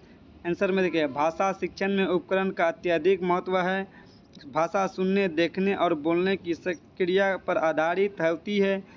शिक्षण उपकरण विद्यार्थी की जिज्ञासा जागृत करते हैं और कठिन विषय को सरल बनाते हैं। इनसे विद्यार्थी शब्दों का उच्चारण, अर्थ और प्रयोग को आसानी से समझ पाते हैं। चित्र, मॉडल, चार्ट, वीडियो आदि से हिंदी भाषा के अमूर्त विचारों को ठोस रूप में समझाया जा सकता है। अतः भाषा शिक्षण में शिक्षण उपकरण विद्यार्थी की रुचि, समझ, अभिव्यक्ति और रचनात्मक को विकसित करते हैं। फिर प्रश्न देखिए, शिक्षण उपकरणों के प्रकार का वर्णन कीजिए, उदाहरण सहित कीजिए। आंसर में देखिए, शिक्षण उपकरणों के मुख्य 3 वर्गों में बांटा जाता है। पॉइंट देखिए, दृश्य मतलब उपकरण, चित्र, चार्ट, मॉडल, नक्शा, ब्लैक बोर्ड आदि इनसे विद्यार्थी को देखकर समझते हैं। सर्व मतलब सुनना, radio, tape recorder, loud speaker, भाषा आदि इनसे विद्यार्थी सुनकर ज्ञान प्राप्त करते हैं। सर्वदृश्य उपकरण जैसे टेलीविज़न, कंप्यूटर, प्रोजेक्टर, मोबाइल इत्यादि इनसे विद्यार्थी देखकर और सुनकर के माध्यम से ज्ञान प्राप्त करते हैं। फिर प्रश्न देखिए, शिक्षण उपकरणों के प्रयोग में आने वाली कठिनाइयों लिखिए। पर आंसर देखिए, शिक्षण उपकरणों का प्रयोग बहुत उपयोगी परंतु कुछ कठिनाइयों में भी आती हैं। सभी विद्यालयों में पर्याप्त उपकरण उपलब्ध नहीं होते हैं। पॉइंट देखिए, कई शिक्षकों के उपकरणों का सही उपयोग नहीं आता है। 3 में देखिए, आर्थिक साधनों की कमी होती है। बिजली या तकनीकी सुविधा न होने पर उपकरणों बेकार हो जाते हैं। प्रश्न देखिए, शिक्षक द्वारा स्वनिर्मित शिक्षण उपकरणों का महत्व है। आंसर में देखिए, शिक्षक द्वारा बनाए गए उपकरण विद्यार्थी की आवश्यकता और स्तर के अनुसार होते हैं। ऐसे उपकरण सस्ते, सरल और उपयोगी होते हैं। इनसे विद्यार्थी को अधिक आत्मीयता और जुड़ाव महसूस होता है। शिक्षकों रचनात्मकता भी बढ़ती है और शिक्षण प्रक्रिया जीवंत बनती है। उदाहरण चार्ट, फ्लैश कार्ड, हस्तनिर्मित मॉडल चित्र आदि स्वनिर्मित उपकरणों से शिक्षण अधिक प्रभावशाली और रुचिकर बनाता है। शिक्षण उपकरण से शिक्षण में स्थायित्व कैसे आता है? आंसर में देखिए, जब विद्यार्थी किसी विषय को केवल सुनते हैं तो वह जल्दी भूल जाते हैं, परंतु जब वह उसे देखते हैं, सुनते हैं और प्रयोग करते हैं तो वह स्मृति में स्थायी रूप से बस जाता है। शिक्षण उपकरण विद्यार्थी की इंद्रियों को सक्रिय करते हैं। इससे विषय अधिक गहराई से समझ आता है। जितनी अधिक इंद्रियों का प्रयोग होता है इंद्रियों से समझ अधिक गहराई से समझ आता है। जितनी अधिक इंद्रियों का प्रयोग होता है उतना ही ज्ञान अस्थायी होता है। इसलिए कहा गया है प्रश्न देखिए, आधुनिक युग में तकनीक उपकरणों की क्या भूमिका है? आंसर देखिए, आधुनिक युग तकनीक प्रगति का युग है। शिक्षा क्षेत्र में भी तकनीक उपकरणों की भूमिका अत्यंत महत्वपूर्ण है। Computer, smart class project, internet, mobile apps आदि से शिक्षा सरल और आकर्षक हो गई है। विद्यार्थी किसी भी विषय को एनिमेशन, वीडियो और चित्र के माध्यम से जल्दी समझ लेते हैं। ऑनलाइन शिक्षा से शिक्षक और विद्यार्थी दोनों सुविधा मिलती है। इस प्रकार तकनीक उपकरणों ने भाषा शिक्षण को आधुनिक, सजीव और प्रभावशाली बना दिया गया है। प्रश्न देखिए, शिक्षण उपकरणों किसे कहते हैं? शिक्षण उपकरण किसे कहते हैं? आंसर देखिए, सभी साधन जिनसे शिक्षण प्रक्रिया को सरल, आकर्षक और प्रभावशाली बनाता है, इन्हें शिक्षण उपकरण कहते हैं। प्रश्न देखिए, शिक्षण उपकरण के प्रकार बताएं। शिक्षण उपकरण के 3 प्रकार होते हैं: दृश्य उपकरण, सर्व उपकरण, दृश्य सर्व उपकरण। तो आप लोग इसका डिफिनेशन समझ गए हैं। तो प्रश्न फिर है, शिक्षण उपकरणों का मुख्य उद्देश्य क्या है? आंसर में देखिए, शिक्षण उपकरण का मुख्य उद्देश्य है विद्यार्थी की रुचि बढ़ाना और शिक्षा को सरल बनाना। प्रश्न देखिए, शिक्षण उपकरणों से शिक्षा में क्या लाभ होता है? पर आंसर देखिए, शिक्षा रोचक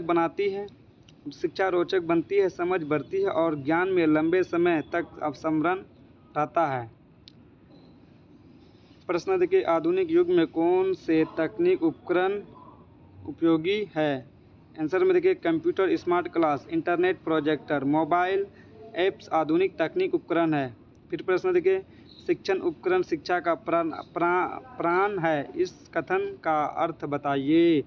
आंसर में देखिए, शिक्षण उपकरणों के बिना शिक्षा नीरस और कठिन होती है, इसलिए शिक्षा को जीवंत बनाते हैं। प्रश्न देखिए, उपकरणों के प्रयोग से शिक्षक को क्या लाभ होता है? आंसर में देखिए, शिक्षण सरल होता है, समय की बचत होती है और विद्यार्थी की भागीदारी बढ़ती है। आंसर में देखिए, वो आंसर बताया। प्रश्न देखिए, शिक्षक द्वारा स्वनिर्मित उपकरण क्या होते हैं? आंसर में देखिए, शिक्षक द्वारा खुद बनाए गए साधन जो विद्यार्थी के स्तर के अनुसार होते हैं, वे स्वनिर्मित उपकरण कहलाते हैं। प्रश्न देखिए, शिक्षण उपकरणों के प्रयोग से क्या कठिनाई होती है? आंसर बताइए। सामग्री की कमी, तकनीक ज्ञान की कमी और आर्थिक संसाधनों की कमी जैसी कठिनाई होती है। फिर प्रश्न देखिए, ब्लैक बोर्ड का भाषा शिक्षण में क्या महत्व है? आंसर देखिए, ब्लैक बोर्ड से शिक्षक भाषा की रचना, वाक्य निर्माण और व्याकरणिक नियम को आसानी से समझा सकता है। प्रश्न देखिए फिर, चार्ट का उपयोग क्यों किया जाता है? चार्ट से कठिन विषय को संक्षेप और दृष्टिगोचर रूप में प्रस्तुत किया जाता है, जिससे समझ आसान होती है। फ्लैश कार्ड क्या होते हैं? आंसर में देखिए, फ्लैश कार्ड छोटे कार्ड होते हैं जिन पर शब्द, वाक्य या चित्र बने होते हैं। इन शब्दावली या वाक्य निर्माण सिखाने में प्रयोग किया जाता है। फ्लैश कार्ड में प्रोजेक्टर का उपयोग किस प्रकार किया जाता है? आंसर में देखिए, प्रोजेक्टर से चित्र, चार्ट या वीडियो को दीवार या स्क्रीन पर दिखाकर विषय को स्पष्ट किया जाता है। फिर प्रश्न देखिए, भाषा प्रयोगशाला का उपयोग क्या उपयोग है? सुनिए, आंसर में सुनिए, भाषा प्रयोगशाला में विद्यार्थी की सही उच्चारण, स्वर और लहजे और अभ्यास कर सकते हैं। प्यारे बच्चों, अगर आप वीडियो को लाइक करना भूल चुके हैं तो वीडियो को लाइक कर दीजिए। अगर चैनल को सब्सक्राइब नहीं किया तो चैनल को सब्सक्राइब कर लीजिए और अपने दोस्तों को वीडियो को शेयर कर दीजिए। शिक्षक को शिक्षण उपकरणों का चयन कैसे करना चाहिए? आंसर में देखिए, शिक्षक को उपकरणों का चयन विद्यार्थी की आयु और स्तर पर विषय की प्रकृति के अनुसार करना चाहिए। फिर प्रश्न देखिए, शिक्षण उपकरणों की आवश्यकता किन कारणों से होती है? आंसर देखिए, विद्यार्थी की जिज्ञासा जगाने, ध्यान आकर्षित करने और विषय को स्पष्ट करने हेतु शिक्षण उपकरणों की आवश्यकता होती है। तो प्यारे बच्चों, यूनिट 5 की मोस्ट इम्पोर्टेंट क्वेश्चन आ चुका है और 4 की ख़त्म हो चुकी है। तो सुनिए, इसमें भी और ज़्यादा टाइम नहीं लगेगा। तो प्रश्न देखिए, नवीन प्रवृत्तियाँ क्या होती है? शिक्षा के क्षेत्र में समय और आवश्यकता के अनुसार किए जाने वाले परिवर्तन को नवीन प्रवृत्ति कहा जाता है। फिर ये प्रश्न देखिए, हिंदी शिक्षण में नवीन प्रवृत्तियाँ की आवश्यकता क्यों पड़ी? आंसर में देखिए, क्योंकि पारंपरिक विधियाँ नीरस और रटने पर आधारित थी, इसलिए विद्यार्थी की रुचि घट रही है। फिर प्रश्न देखिए, भाषा प्रयोगशाला लैंग्वेज लैब क्या है? भाषा प्रयोगशाला वह स्थान है जहाँ विद्यार्थी सुनकर, बोलकर, दोहराकर भाषा सीखते हैं। फिर संरचना दृष्टिकोण क्या है? Communicative approach. आंसर में देखिए, यह विधि भाषा को व्यवहार में प्रयोग करने पर बल देती है, यानी भाषा बोलने और समझने की क्षमता का विकास होती है। आंसर में क्वेश्चन देखिए, फिर तकनीक उपकरणों का हिंदी शिक्षण में क्या योगदान है? आंसर देखिए, computer, internet, projector, smart class आदि से शिक्षा रोचक, सजीव और प्रभावशाली बनती है। फिर प्रश्न देखिए, CBL कंप्यूटर बेस्ड लर्निंग क्या है? CBL आंसर देखिए, कंप्यूटर की सहायता से शिक्षक करना CBL कहलाता है। ई लर्निंग क्या है? प्रश्न है, ई लर्निंग क्या है? ऑनलाइन माध्यम से शिक्षा प्राप्त करना ई लर्निंग कहलाता है। प्रश्न है, मल्टीमीडिया शिक्षण क्या होता है? मल्टीमीडिया शिक्षण क्या होता है? आंसर में है, जब शिक्षा में चित्र, ध्वनि, वीडियो, एनिमेशन आदि का प्रयोग किया जाता है तो उसे मल्टीमीडिया शिक्षण कहते हैं। फिर प्रश्न है, प्रोजेक्ट पद्धति क्या है? विद्यार्थियों को किसी विषय पर वास्तविक कार्य करने के लिए प्रेरित करना चाहिए, प्रोजेक्ट विधि पद्धति कहलाती है। फिर प्रश्न है, सहकारी शिक्षण क्या?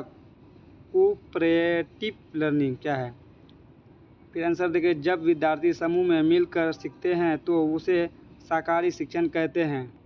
फिर प्रश्न देखिए, हिंदी शिक्षण में नवीन प्रवृत्तियाँ की आवश्यकता क्यों है? सुनिए, समाज निरंतर बदल रहा है, इसलिए शिक्षा पद्धति में परिवर्तन आवश्यक है। पुरानी विधि केवल रटने पर आधारित थी, जिससे विद्यार्थी की रचनात्मक कम हो गई थी। ये नवीन प्रवृत्ति विद्यार्थी की सक्रिय भागीदारी, सोचने की क्षमता और भाषा प्रयोग की योगदान बढ़ती है। इनसे शिक्षण आधुनिक, रुचिकर और व्यावहारिक बन जाता है। फिर प्रश्न देखिए, हिंदी शिक्षण में तकनीक साधनों की भूमिका स्पष्ट कीजिए। फिर प्रश्न देखिए, आंसर देखिए, तकनीक साधनों जैसे computer, chart, class, internet, projector आदि हिंदी शिक्षण प्रभावशाली बनाता है। इनसे विद्यार्थी चित्र, ध्वनि और वीडियो के माध्यम से बेहतर समझते हैं।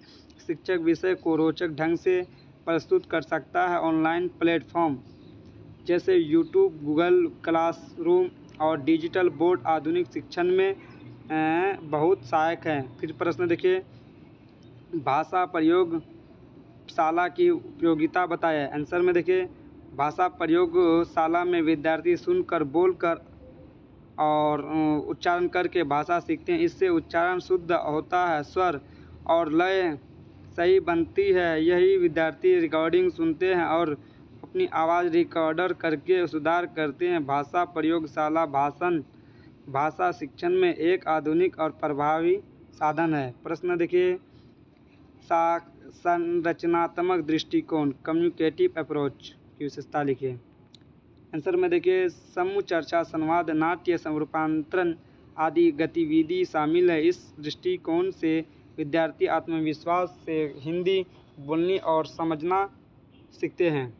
पॉइंट देखिए, व्याकरण के स्थान पर संप्रेषण की क्षमता पर ध्यान। दूसरा में देखिए, विद्यार्थी की भागीदारी और बोलने की अभ्यास। तीसरा में देखिए, भाषा के व्यवहारिक प्रयोग पर बल।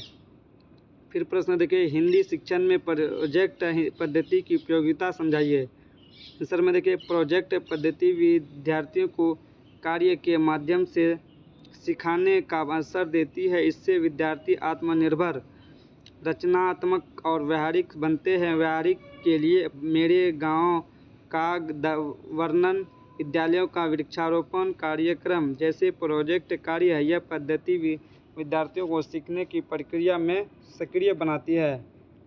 तो सेक्शन सी 100 वर्ड का जो 8 नंबर में प्रश्न पूछा जाता है। आंसर देखिए, हिंदी शिक्षण में नवीन प्रवृत्तियों का विस्तार कीजिए और विस्तार से वर्णन कीजिए। आंसर देखिए, हिंदी शिक्षण में नवीन प्रवृत्तियां आधुनिक तकनीक और व्यावहारिक शिक्षा पर आधारित है।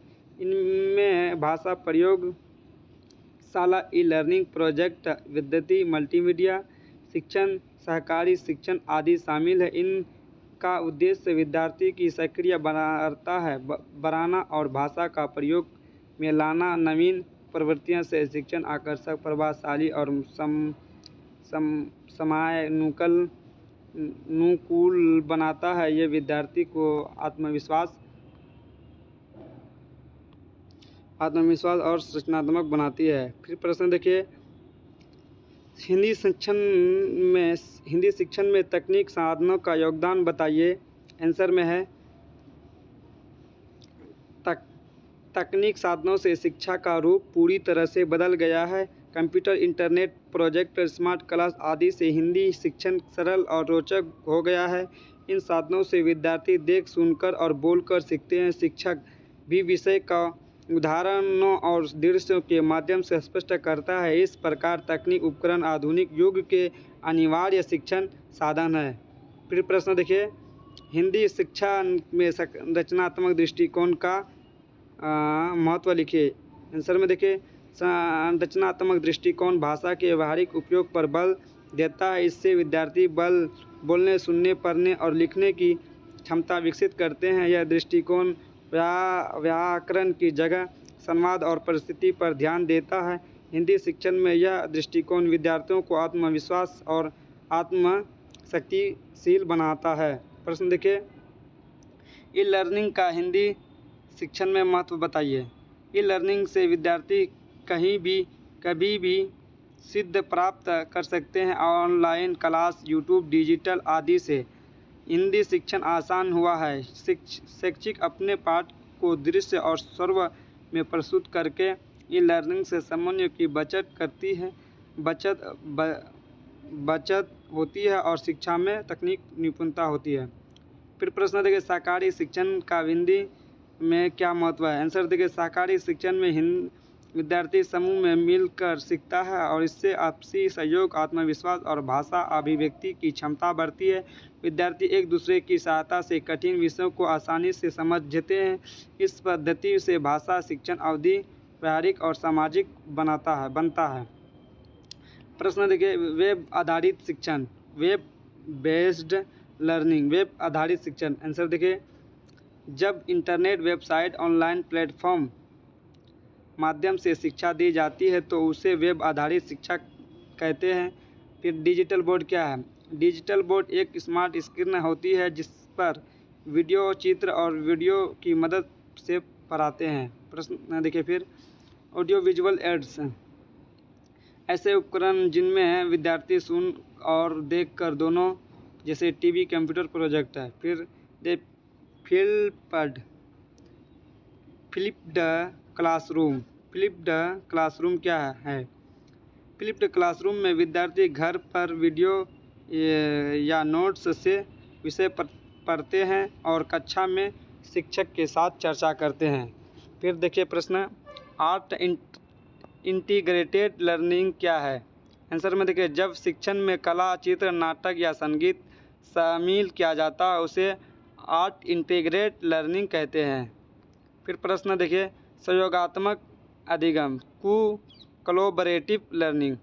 आंसर में देखिए, यह वह पद्धति है जिसमें विद्यार्थी एक साथ मिलकर समस्या समाधान करते हैं और ज्ञान का आदान प्रदान करते हैं।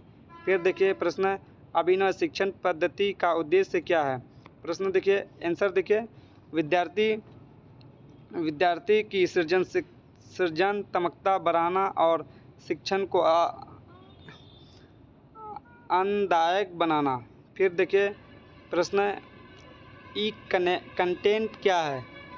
आंसर देखिए, ई कंटेंट का डिजिटल रूप में तैयार की गई शैक्षिक सामग्री जैसे वीडियो, ई बुक, PDF ई प्रस्तुत की ई कंटेंट कहते हैं। शिक्षण क्या है या सेल्फ लर्निंग क्या है? आंसर देखिए, जब विद्यार्थी खुद, मतलब स्वयं मतलब खुद, अध्ययन सामग्री के माध्यम से बिना शिक्षक की मदद से सीखते हैं तो इसके स्व शिक्षण कहते हैं। आंसर में देखिए प्रश्न देखिए फिर, नॉलेज शेयरिंग क्या है? आंसर देखिए, जब विद्यार्थी आपस में जानकारी और अनुभव बांटते हैं तो इसे नॉलेज शेयरिंग कहा जाता है। आंसर फिर प्रश्न देखिए, हिंदी शिक्षण में ई लर्निंग की क्या भूमिका स्पष्ट कीजिए? आंसर में देखिए, ई लर्निंग से विद्यार्थी किसी भी स्थान और समय पर शिक्षा प्राप्त कर सकते हैं और ऑनलाइन वीडियो, नोट्स और क्विज से शिक्षा सरल होती है। यह तकनीक साक्षरता बढ़ाता है।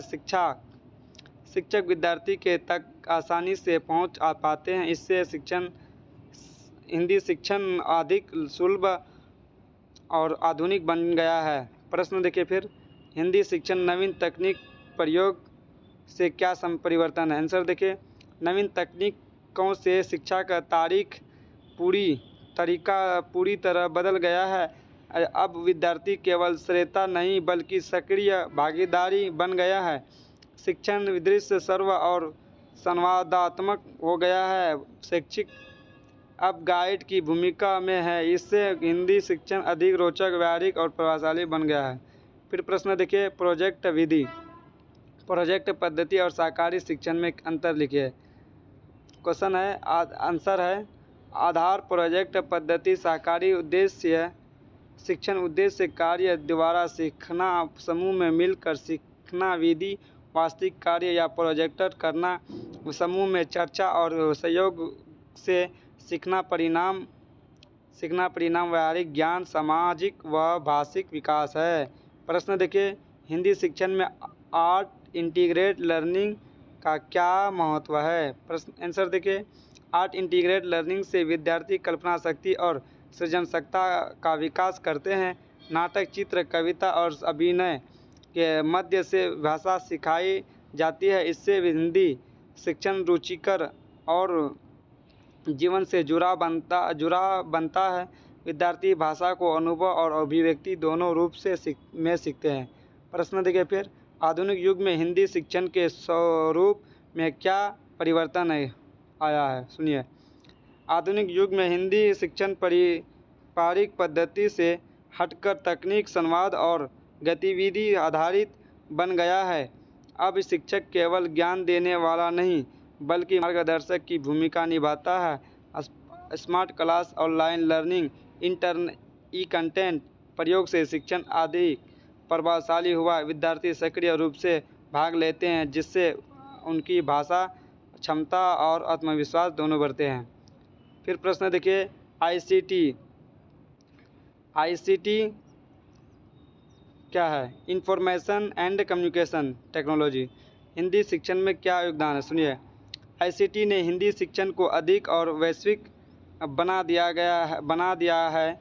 वीडियो लेक्चर, डिजिटल बोर्ड और इंटरनेट के माध्यम से विद्यार्थी कहीं से भी सीख सकते हैं। इससे अध्ययन सामग्री सुलभ, रोचक और इंटरकनेक्टिव बन गई है। आईसीटी ने शिक्षक और विद्यार्थी के बीच संवाद और मजबूत किया है। प्रश्न देखिए फिर, शिक्षण में नवीनीकरण की आवश्यकता क्यों है? हर युग में समाज, भाषा और तकनीक बदलती रहती है। यदि शिक्षण में नवीनता और नई लाई जाए तो शिक्षार्थी पिछड़ जाते हैं। नवीन प्रवृत्ति शिक्षण को अधिक व्यावहारिक, जीवन उपयोगी और रुचिकर बनाती है। इन्हीं कारणों से हिंदी शिक्षण में निरंतर नवीनीकरण आवश्यकता है। तो प्यारे बच्चों, अगर वीडियो को लाइक नहीं किए तो लाइक कर दीजिए, और सब्सक्राइब नहीं किए तो सब्सक्राइब करें, और दोस्तों को शेयर नहीं किए तो शेयर कर दीजिए। तो ये यूनिट 6 का प्रश्न है। शिक्षण में तकनीक का संतुलित प्रयोग विषय पर टिप्पणी कीजिए। आंसर में देखिए, तकनीक शिक्षण को प्रभावशाली बनाती है, परंतु इसका अति प्रयोग विद्यार्थी को यांत्रिक बना सकता है। शैक्षिक तकनीक का उपयोग तभी करना चाहिए जब वह विषय की समझ, बराए मानवीय मूल्य और भावनात्मक जुड़ाव भी शिक्षण का हिस्सा होने चाहिए। इसलिए तकनीकी और मानवीयता दोनों का संतुलन आवश्यकता है। फिर प्रश्न देखिए, भाषा शिक्षण में नवाचारों के प्रकार बताइए। आंसर में देखिए, हिंदी शिक्षण में नवाचारों की कई प्रकार हैं, जैसे नंबर 1 में मल्टीमीडिया शिक्षण, नंबर 2 ई लर्निंग वेब आधारित, नंबर 3 में है प्रोजेक्ट और एक्टिविटी बेस्ड लर्निंग, नंबर 4 में आर्ट इंटीग्रेट लर्निंग, नंबर 5 में है ब्लेंड लर्निंग। सबसे माध्यम से विद्यार्थी को रचनात्मक, आत्मविश्वास और भाषा प्रयोग क्षमता विकसित होता है। फिर प्रश्न देखिए, यूनिट 6 मोस्ट इम्पोर्टेंट क्वेश्चन, मूल्यांकन को इंग्लिश में कहते हैं इवैल्यूएशन। से आप क्या समझते हैं? प्रश्न देखिए, मूल्यांकन वह प्रक्रिया है जिससे माध्यम से विद्यार्थी की उपलब्धि, व्यवहार और ज्ञान स्तर का निर्धारण किया जाता है। यह शिक्षण अधिगम प्रक्रिया का एक आवश्यक अंग है। फिर प्रश्न देखिए, मापन, मेजरमेंट इंग्लिश में कहते हैं। मूल्यांकन, इवैल्यूएशन, अंतर लिखिए। मापन और मूल्यांकन में क्या अंतर वो लिखिए, बताइए। आंसर में, मापन केवल संख्यात्मक परिणाम है, अंक प्राप्त होता है, जबकि मूल्यांकन विद्यार्थी की संपूर्ण प्रगति गुणात्मक विश्लेषण किया जाता है। फिर प्रश्न देखिए, सतत एवं समग्र मूल्यांकन CCE का आंसर में देखिए, CCE एक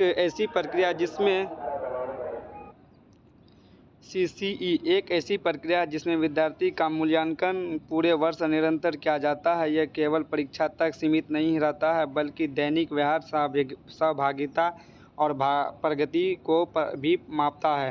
प्रश्न देखिए, हिंदी शिक्षण में मूल्यांकन का उद्देश्य क्या है? आंसर देखिए, हिंदी शिक्षण में मूल्यांकन का उद्देश्य विद्यार्थी की भाषा कौशल, लेखन, वाचन और व्याकरणिक दक्षता और पता लगाना है, ताकि शिक्षण में सुधार किया जाता है। फिर प्रश्न देखिए, प्रश्न पत्र निर्माण सिद्धांत क्या है? आंसर में देखिए, पॉइंट में पाठ्यक्रम के सभी अंगों समुचित प्रतिनिधित्व हो। प्रश्न देखिए, प्रश्न का क्रम सरल से कठिन हो। फिर दूसरा प्रश्न देखिए, तो आंसर है तीनों पॉइंट में, अस्पष्ट और त्रुटि रहित भाषा का प्रयोग हो। 4 में देखिए, समय और अंक का उचित विभाजन हो। प्रश्न देखिए फिर, हिंदी शिक्षण में त्रुटि विश्लेषण यानी एरर एनालिसिस का क्या महत्व है? आंसर में देखिए, त्रुटि विश्लेषण से शैक्षिक यह पता चलता है कि विद्यार्थी किन क्षेत्रों में गलती कर रहे हैं। इससे शिक्षण की कमजोरी का पता लगाकर सुधार किया जाता है। फिर प्रश्न देखिए, मौखिक परीक्षा ओरल टेस्ट जिसको बोलते हैं, 2 लाभ लिखिए। विद्यार्थियों की बोली मौखिक परीक्षा जैसे स्कूल कॉलेज में प्रैक्टिकल जो होता है उसके बाद मौखिक प्रश्न पूछे जाते हैं। टीचर शिक्षक लोग जो उसी कहते हैं मौखिक परीक्षा। आंसर देखिए, विद्यार्थी की बोलने की क्षमता और उच्चारण की परीक्षण होता है। नंबर 2, संवाद कौशलों व आत्मविश्वास का विकास होता है। फिर प्रश्न देखिए, लेखन कौशल के मूल्यांकन के प्रमुख मानदंड लिखिए। आंसर में देखिए, शुद्ध लेखन, विचार स्पष्टता, व्याकरण, वाक्य संरचना और शब्द रचन लेखक कौशल के मूल्यांकन के प्रमुख आधार है। प्रश्न फिर देखिए, गुणात्मक मूल्यांकन क्या है। आंसर में देखिए, गुणात्मक मूल्यांकन वह है जिसमें विद्यार्थी के व्यवहार, दृष्टिकोण, सृजनात्मकता का आकलन किया जाता है। इसमें केवल अंक नहीं बल्कि समग्र व्यक्ति का मूल्यांकन किया जाता है। और प्रश्न देखिए, फिर मूल्यांकन के प्रकार कितने होते हैं। मूल्यांकन के प्रकार 3 होते हैं: प्रारंभिक मूल्यांकन, निर्माणात्मक मूल्यांकन, संपूर्ण मूल्यांकन। तो इंग्लिश में भी नाम है, आप लोग देख लीजिए। तो प्यारे बच्चों, Hindi pedagogy Haryana DElEd first year का कोड नंबर 109 है, जो इसका प्रश्न कोड नंबर 108 है, जो पेपर कोड 108 है, जो इसका प्रश्न पूरे हो चुका है। अगर आप लोग वीडियो को लाइक करना या सब्सक्राइब करना, वीडियो को शेयर करना भूल चुके हैं तो कोई बात नहीं है, अभी भी आप लोग अपने अपने फ्रेंड को वीडियो को शेयर कीजिए और लाइक कर दीजिए वीडियो को और सब्सक्राइब कर दीजिए। फिर मैं उर्दू का वीडियो लेकर आऊँगा। आप लोग निश्चिंत से आप लोग एग्ज़ाम दीजिए। वीडियो को 4 बार 3 बार देखिए, आप लोग को क्वेश्चन समझ में आ जाएगा। फिर मिलते हैं अगले नेक्स्ट वीडियो में।